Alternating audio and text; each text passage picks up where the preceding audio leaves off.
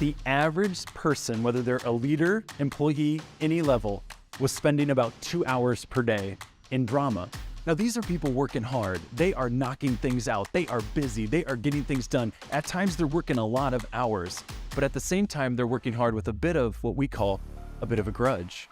Like, yeah, but this is sick and wrong, and this is no way to run an organization, and who thought of this, and why is this happening? Gossiping, tattling, venting, scorekeeping, resisting change, not being on board where the organization is trying to go. It was about 2 hours per day.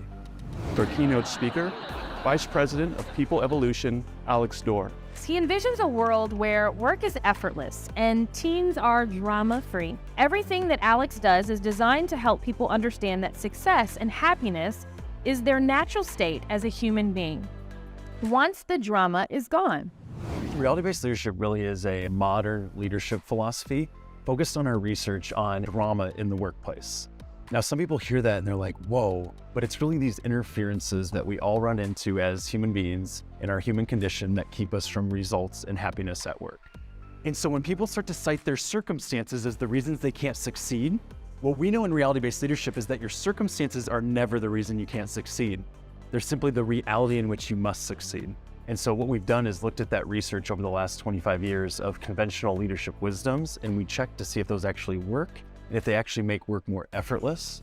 And what we found is some of them actually fuel drama and don't help our teams. And so we give some great simple tools for leaders to use to be able to recognize it, say, oh, that's just our human condition. I have that as well, no problem. Let's get into a tool to move beyond that. And it just keeps us on track for our mission and our vision whenever those things called life come up at work.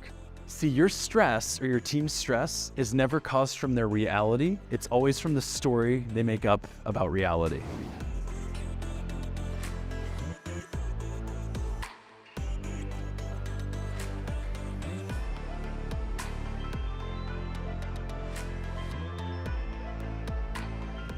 Who maybe starts off a conversation about change with their team and say, guys, I know change is really hard, but here's what's coming.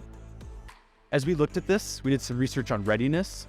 What we actually found is that change at work isn't hard. It's only hard for the unready. What if I told you in the workplace, the same leadership can't please a high accountable and a low accountable at the same time? You'll always be making one of those groups uncomfortable. It's our job to lovingly, respectfully, make the right group uncomfortable. We found diving into the research is that your happiness actually isn't correlated to your circumstances. It's correlated to the amount of accountability we take in our circumstance.